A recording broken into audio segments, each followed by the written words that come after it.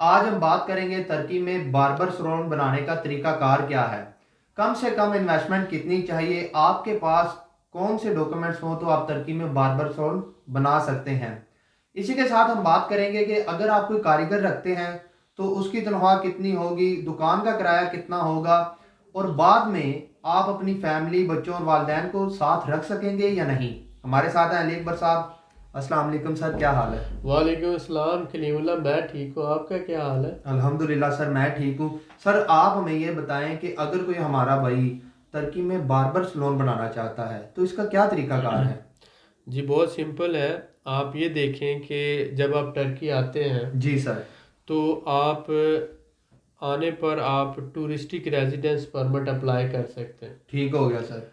Turkey जैसे आप किसी भी विजिट वीज़े पर आते हैं तो आप टूरिस्टिक रेजिडेंस परमिट अप्लाई करेंगे। आपके पास 2 दिन का वीज़ा हो, आपके पास 4 दिन का हो, आपके पास 10 दिन का हो, आपकी एंट्री लीगल होनी चाहिए। अगर आपके पास कम दिनों का वीज़ा है तो आते ही आप जो है 2-3 दिन लगते हैं इसके टोटल डॉक्यूमेंटेशन अरेंज करने में। तो ऑलमोस्ट लोगों के पास 6-7 दिन का वीज़ा तो होता ही है। तो आप आते ही सबसे पहला काम ये करें कि टूरिस्टिक रेजिडेंस परमिट अप्लाई करें। अगर सपोज़ करें कि आपके पास रिलायबल लोग मौजूद नहीं हैं, तो हमारे पास ऐसे लोग मौजूद हैं जो रिलायबल हैं, वो ये काम कर सकते हैं। आप राब्ता कर सकते हैं कलीमुल्लाह से, और ये काफ़ी अच्छे लोगों को जानता है, ट्रस्टेड और अच्छे लोग हैं, ईमानदार हैं। अब ये है कि जब आप टूरिस्टिक रेजिडेंस परमिट अप्लाई करते हैं तो इसका टोटल खर्चा 250 या $300 के अराउंड होता है। डिपेंड करता है कि उस वक्त लीरा की क्या कॉस्ट जा रही है। आप रेजिडेंस परमिट अप्लाई करने के बाद कंपनी जो है ये आपको मिलता 2, ढाई, 3 महीनों के बाद है, क्योंकि बहुत लंबी लिस्ट है। तो आप जैसे ही अप्लाई करते हैं तो उस अप्लाई करने के बाद आपको जो रिसेप्ट मिलती है उसकी बेस पर आप लीगल होते हैं। आपका वीज़ा ख़त्म भी हो जाए तो क्योंकि आपने रेजिडेंस परमिट अप्लाई कर दिया हुआ है, वो इन प्रोसेस है, तो आप लीगल हैं। तो फिर आप अपनी कंपनी रजिस्टर्ड करवाएंगे। आप कंपनी रजिस्टर्ड करवाएं एलएलसी 25,000 टर्किश लीरे वाली, और उसका तकरीबन $1,600 बनता है। तो 400-500 आपने अपने अकाउंट में पे करना है, डिपॉजिट करवाना है कह लें। और फिर उसके बाद आपने जो है कंपनी का प्रोसेस शुरू कर लेना है। कोई भी अकाउंटेंट ढूंढ कर, कोई भी लॉयर ढूंढ कर आप ये काम कर सकते हैं। अगर आपको कोई रिलायबल बंदा नहीं मिलता तो फिर अगेन आप हमसे रब्ता कर सकते हैं, हम आपको ये सर्विस दे सकते हैं, या आप किसी से भी ले सकते हैं। तो अब ये हुआ कि आपने कंपनी रजिस्टर करवा ली, 3 दिन से 10 दिन का प्रोसेस है मोस्टली। अगर डॉक्यूमेंटेशन सारी आपकी रेडी हो, जल्दी काम करना हो, 3-4 दिन में हो जाता है। कंपनी रजिस्टर्ड होगी, आपका टोटल खर्चा इसमें आप ले लें, आप डॉक्यूमेंट ट्रांसलेशन का, अकाउंटेंट के चार्जेस, लॉयर के चार्जेस, और जो आपने कैपिटल पे किया है अपने अकाउंट में वो मिला के $1,000 ले लें सारा कुछ। तो 300 में वो आपको पड़ा था। टूरिस्टिक रेजिडेंस 1,000, ये 1,300 हो गया। अब आपने जो है दुकान ढूंढनी है या ऐसी शॉप ढूंढनी है जहाँ पर आप सैलून बना सकें, जगह, प्लेस ढूंढनी है, तो वो भी 300-350 में आपको मिल जाती है। अच्छे एरिया में 400-500 में मिल जाती है। तो आप देखते हैं जहाँ पर कस्टमर है, या आप किसी भी मोहल्ले में किसी भी जगह बना लें तो इसकी तो हर जगह डिमांड है। तो आप एक नॉर्मल बार्बर सैलून जो है, जो मेंस को सर्विस देता है, वो बनाएंगे। ब्यूटी पार्लर अगर आप बनाते हैं वो तो लेडीज़ के लिए है, तो वो लेडीज़ वो ब्यूटी पार्लर बना सकते हैं, प्रोसेस सेम ही है।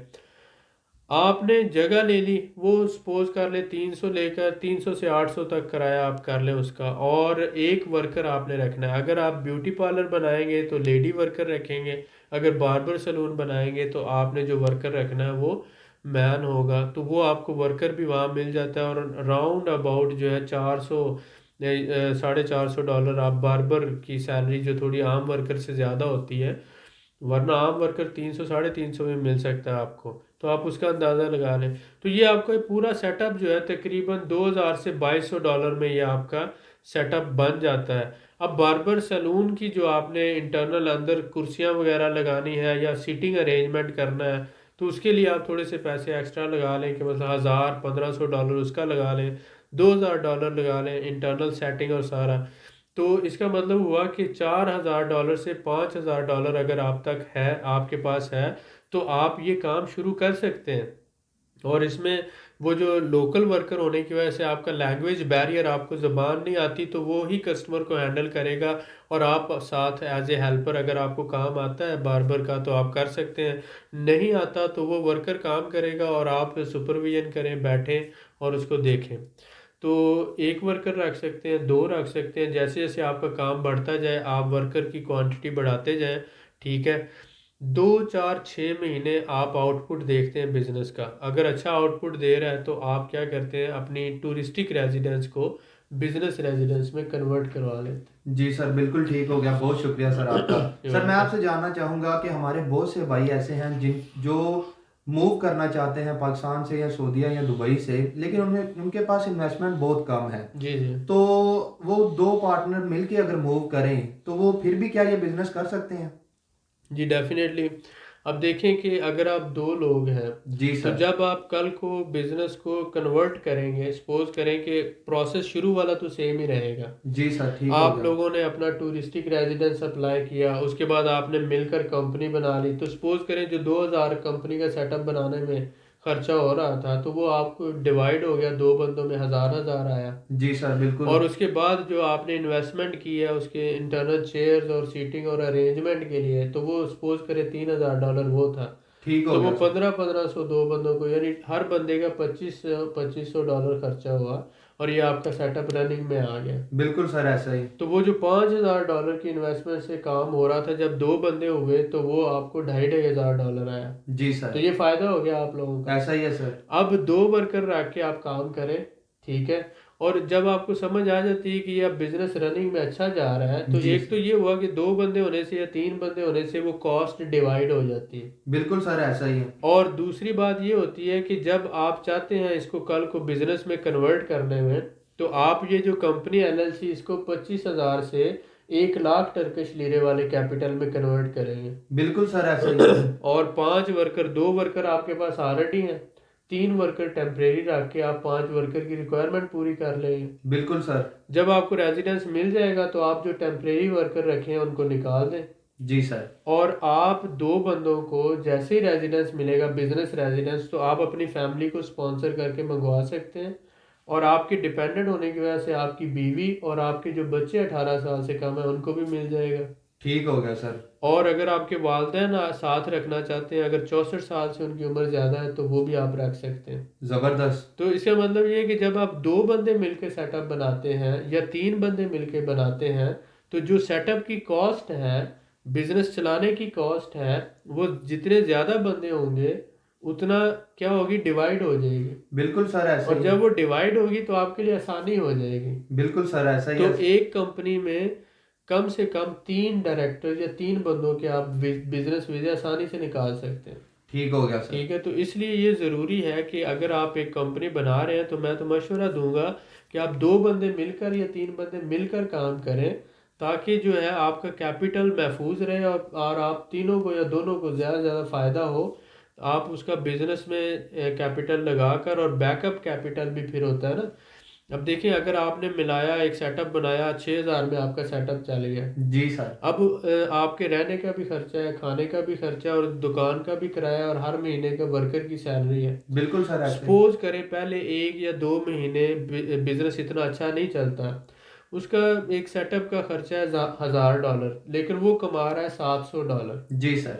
$1000 खर्चा है, कमा रहा है $700, तो $300 आपको अपनी जेब से डालना पड़ रहा है। ऐसा ही है सर। तो अब 2 महीने आप अपनी जेब से डालते हैं, तो उसके बाद वो बराबर आ जाता है, और उसके बाद अगले 2 महीनों में वो मुनाफा देना शुरू कर देता है। सही हो गया सर। तो अगर आपके पास बैकअप कैपिटल होगा, तो आप ये जो 2 3 महीने शुरू वाले होते हैं, ये बेटर मैनेज कर सकेंगे। बिल्कुल सर, तो ऐसा ही। इसलिए मैं ये कहता हूँ कि अगर आप पार्टनर्स मिल के काम करें, लेकिन पार्टनर ऐसे बंदों को रखें जो एक दूसरे को बर्दाश्त कर सकें, जो एक दूसरे की बात समझ सकें। हमारे पाकिस्तान में सबसे बड़ा मसला ये है कि हर बंदा जो है, जिसे मैं कहता हूँ कि हर बंदा अपनी फिल्म का हीरो है। जी सर, और हर बिल्कुल बंदा ऐसा ही। ये कहता है कि मेरे से ज़्यादा अक्लमंद कोई नहीं है, और मेरे से ज़्यादा समझदार कोई नहीं है, और जो मैं कर सकता हूँ वो कोई दूसरा नहीं कर सकता। और माँ ने सिर्फ मुझे ही पैदा किया है, बाकी सब दरख्तों से आए हैं। बिल्कुल सर, तो ऐसा ये ही है। जो मेंटालिटी है, माजरत हुआ, बहुत से लोगों को बुरा लग सकता है, लेकिन मेंटालिटी ये है कि मैं सबसे ज़्यादा अक्लमंद हूँ और मैं हर चीज़ का सल्यूशन ढूंढ सकता हूँ, हर जगह पे सरवाइव कर सकता हूँ और जो मैं करता हूँ वो सही करता हूँ, मैंने तो कभी गलत किया ही नहीं है और मेरी कभी गलती हुई नहीं मुझसे। तो ये जो बातें हैं ये बंदे को ऐसा बना देती हैं कि वो कुछ सीख नहीं पाता। जब बंदा ये समझना शुरू कर दे कि मुझ में इतनी अकल नहीं है, मुझे दूसरों से सीखने की ज़रूरत है और हो सकता है कि मैं गलती कर रहा हूँ तो किसी से मशवरा कर लूँ और गलती से बच जाऊँ।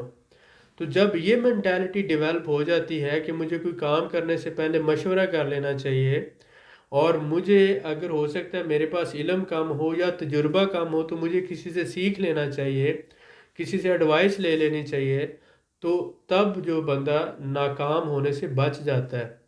और वैसे भी नाकाम होना बुरी चीज़ नहीं है। नाकामी से अगर सीखने की कोशिश करें कि मैं नाकाम क्यों हुआ हूँ, किस वजह से हुआ हूँ, किन लोगों ने मेरी नाकामी में रोल प्ले किया है, किन कवानीन की वजह से नाकाम हुआ हूँ, कौन सा स्टेप मैंने गलत उठाया था, कौन सा मैंने काम गलत किया था, पैसे कितने चाहिए थे, किन लोगों पे डिपेंड कर लिया था, कौन से लोग ऐसे हैं जिन्होंने मेरी नाकामी में रोल प्ले किया है, मुझे इत्मीद करना चाहिए था या नहीं करना चाहिए था, कौन सा कदम मैं गलत उठा चुका हूँ। तो जब आप बैठ के एनालिसिस करते हैं कि मेरी टीम में कौन से बुरे लोग थे, मैंने कहाँ पर गलती की है, मुझे इत्मीद कहाँ पे करना चाहिए था, कहाँ पे रिसर्च करनी चाहिए थी, मुझे क्या करना चाहिए था और मैं कहाँ कहाँ पर गलत था। तो ये जब सोचते हैं, सोचना चाहिए, एनालाइज करना चाहिए, तो आपको अपनी गलतियाँ नज़र आने लगेंगी। जब इंसान को गलतियाँ नज़र आना शुरू हो जाती हैं तो समझें कि इंसान फिर सीखना शुरू कर देता है और वो अपनी गलतियों से जब सीखना शुरू करता है तो कामयाबी की तरफ ये उसका पहला कदम होता है। तो सबसे पहले ये देखें कि मैं इंसान हूँ और मैं जो है गलती करने वाले मादे से बनाया गया हूँ, मुझसे गलती हो सकती है। मैं मिक्सचर हूँ अच्छाई और बुराई का, ना मैं फरिश्ता हो सकता हूँ और ना ही मैं शैतान हूँ। अल्लाह ताला ने मुझे इंसान बनाया है, कभी तो मैं फरिश्तों से अफजल होता हूँ, बेहतर होता हूँ और कभी मैं शैतान से भी बुरा हो सकता हूँ। तो कुछ लोगों के लिए मैं अच्छा हूँ तो कुछ लोगों के लिए मैं बुरा हूँ, लेकिन मेरी माँ मुझे हमेशा ही अच्छा समझती है और वो हमेशा मेरे लिए दुआ करती थी, अल्लाह उनको जन्नत में जगह दे।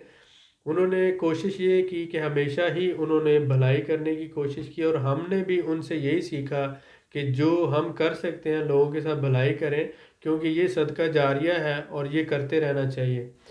हमने भी बहुत से लॉसेस किए हैं, तकरीबन 1 करोड़ से ज़्यादा मैं बिज़नेस में लॉस कर चुका हूँ, लेकिन फिर भी सीखा ये है कि इत्मीद करना पड़ता है आप लोगों को, दूसरे लोगों पर इत्मीद करना पड़ता है, लेकिन इत्मीद करने से पहले ये देखना होता है कि इस बंदे पे इत्मीद करूं या ना करूं। कुछ पैरामीटर्स डिसाइड करना पड़ते हैं, कुछ लेवल्स डिसाइड करना पड़ते हैं, कुछ रूल्स फॉर्मेट करना पड़ते हैं कि इन रूल्स के अंदर और इस कैटेगरी के अंदर ये बंदा अगर आएगा तो मैं इसके साथ काम करूँगा, अगर इस कैटेगरी से बाहर है तो मैं इसके साथ काम नहीं करूँगा।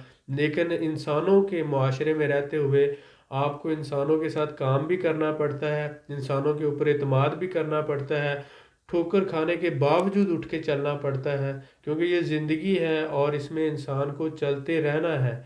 अगर हम रुक जाएंगे तो फिर जो है मामलात नहीं बढ़ेंगे आगे।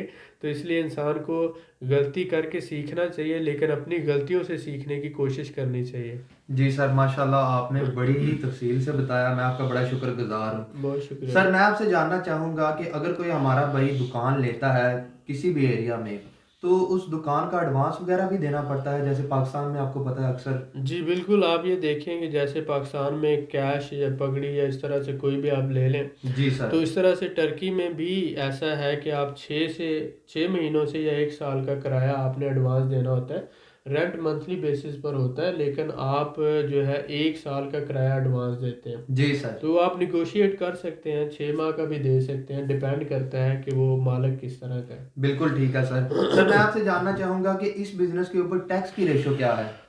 जी। ये सर्विसेज सेक्टर आ जाता है, इसमें कोई इतना ज़्यादा टैक्स नहीं है। जी जो सर। सेल्स सेक्टर उस तरह से तो आता नहीं है, पर्सनल सर्विसेज सेक्टर में आ जाता है। जो भी कंपनी का जो टैक्स होता है मंथली बेसिस पर आप समझ लें कि ये 14 से 18% के दरमियान ही रहता है। बिल्कुल ठीक है, ठीक है और सर। वो अकाउंटेंट मंथली बेसिस पर वो इसको मैनेज करता रहता है। महीने के $50 वो, यानी $20 से $50 तक उसकी वो फीस होती है। हर महीने वो भेजता रहता है, उसके वो आपका जो बैलेंस शीट है मेंटेन करता रहता ठीक हो गया सर। सर मैं आपसे है। जानना चाहूंगा कि अगर कोई हमारा भाई टूरिस्टिक रेजिडेंस परमिट में वहाँ पे आता है तो क्या वो बैंक अकाउंट खुलवा सकता है वहाँ? जी बिल्कुल, आप टूरिस्टिक रेजिडेंस परमिट पे आते हैं तो आप बैंक अकाउंट खुलवा सकते हैं। आपने उनको बताना होता है कि ये बैंक अकाउंट मैंने कंपनी के लिए खुलवाना है। वो अकाउंटेंट फिर वो जो सारी डॉक्यूमेंटेशन है वो रिक्वायर्ड पूरी करता है। जी आपका सर। लीगल एंट्री होनी चाहिए, आपके पास वैलिड आइडेंटिटी डॉक्यूमेंट होने चाहिए, यानी पासपोर्ट वगैरह होना चाहिए। तो आप जाके बैंक में अकाउंट खुलवा सकते हैं। बिल्कुल ठीक है सर, बहुत शुक्रिया सर यू आपका। वेलकम। आपने सर इतनी कीमती मालूमात से आगाह किया। वेलकम। मजीद मालूमात के लिए हमारे चैनल को सब्सक्राइब करें, वीडियो को लाइक करें और शेयर करें, बेल आइकन को ज़रूर प्रेस करें ताकि अगली वीडियो आपको मिल सके। अल्लाह हाफिज़।